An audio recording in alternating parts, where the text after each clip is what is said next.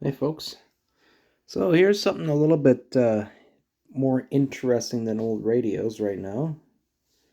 Here's this red line transfer pump that I got.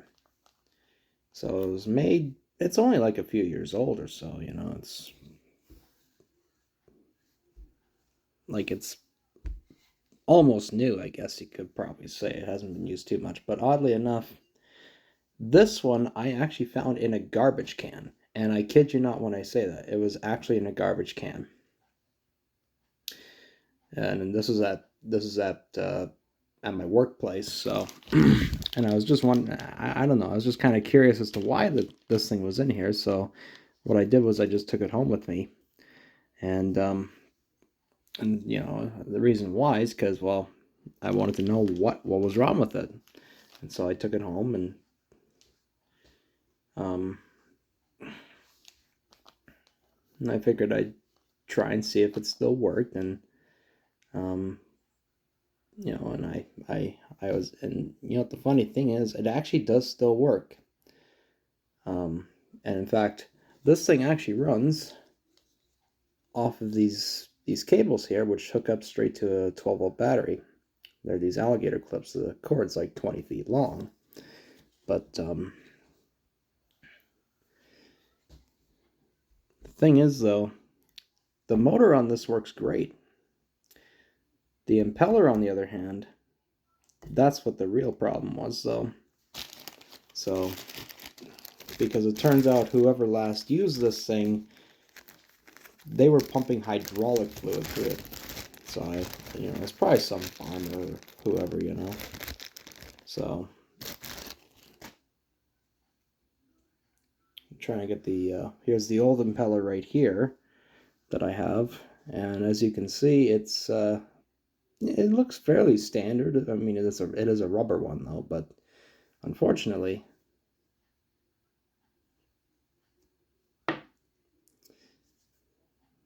this brass bushing has come out, and as you can see, it looks like the rubber has disintegrated away and stripped from it. The camera's not focusing though.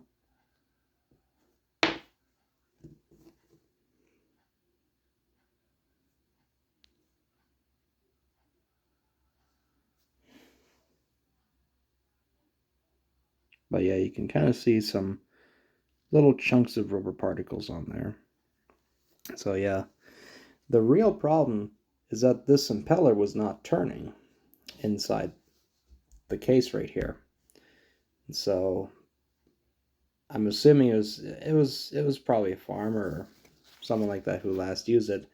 But the thing about this pump is that it's meant only for pumping water from one place to another. It is not meant for anything else. And in fact, there is a label on the front that says danger, do not pump flammable liquids through it. So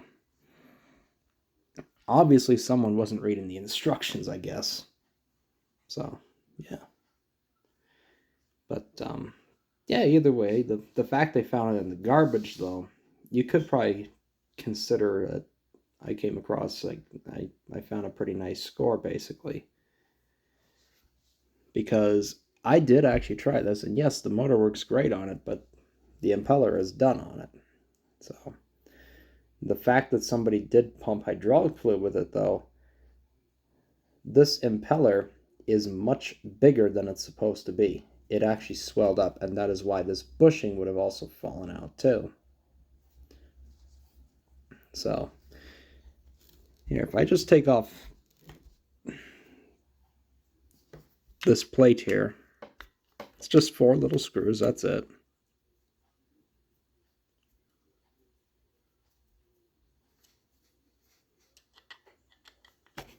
Just bear with me for a minute here. This is going to be quite a while.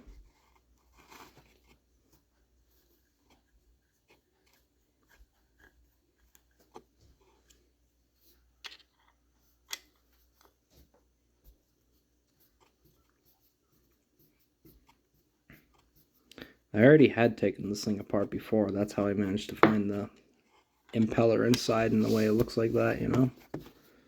So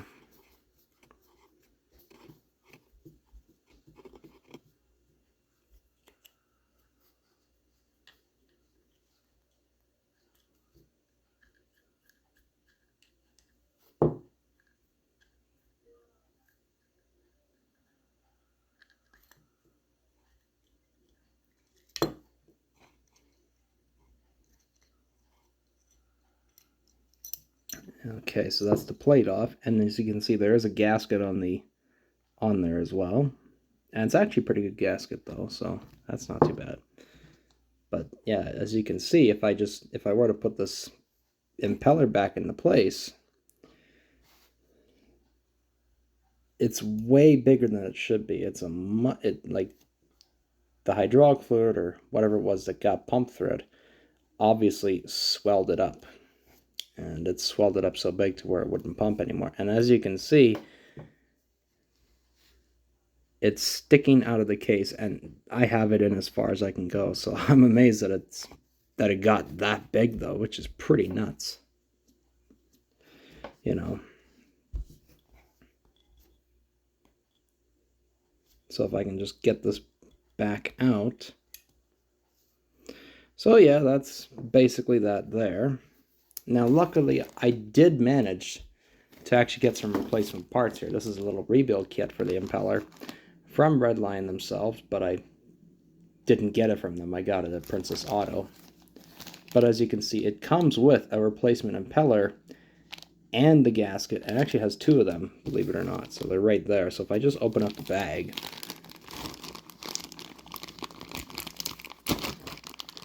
okay, it even has instructions in it too, which we don't need, obviously.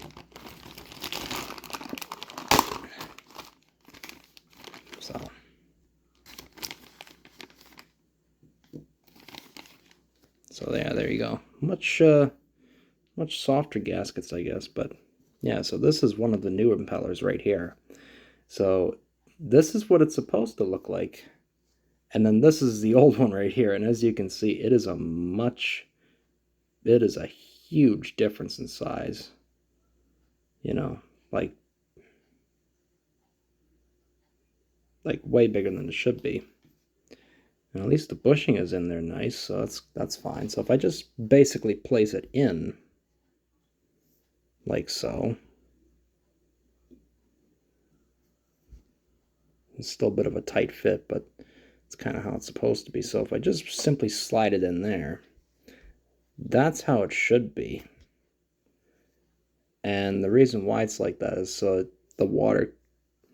there could be like a tight seal or whatever, and water can be flinged out a lot better in this pump. So that's dealt with now, and it fits pretty flush actually.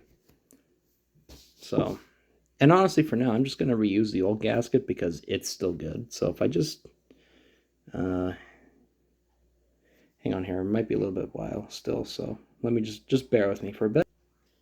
And there we are. So that's the new impeller in place, and I have the plate back on. So yeah, that's basically it. So now if I turn it back on, and well, then it should be pumping water just fine. So I have to say, the fact I got it for free because it was in a garbage can, that's not too bad, because brand new, these things are about 150 bucks at any hardware store. So, and the fact it's a Redline is pretty impressive, you know. But yeah, it's just a simple little. It's a very simple pump though. It's just an electric motor in here in this casing, and then there's a shaft. If you can see that, there's the shaft right there. And if you're wondering, that seal is just for the back, so that's not a big deal though. I'll fix that later. And then, so the shaft goes inside this case right here, and that's where the impeller is. And as you can probably see, both ends, inlet and outlet, are male ends, which is an interesting thing to see, but it's how they did it. So I'll just show you how it works, and then I think that'll be it for now. So that won't be too bad. Okay, well here's the pump sitting outside. I just have it basically on the, I just have the hood of my truck popped open, and then there's the 12-volt battery that I'll be hooking it up to. So I have my cables out. So I'm gonna, hang on here, I'm gonna hook up the positive end first.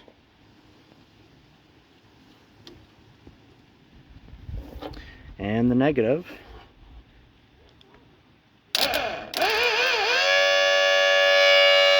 And there we are. So, pretty noisy, obviously. It's very noisy. I think it just needs some time to be broken in is all. So, but yeah, the motor works great though. And I have this little attachment on here that I'm going to be pouring water through, and well, you'll watch this thing pump again. So, here we go.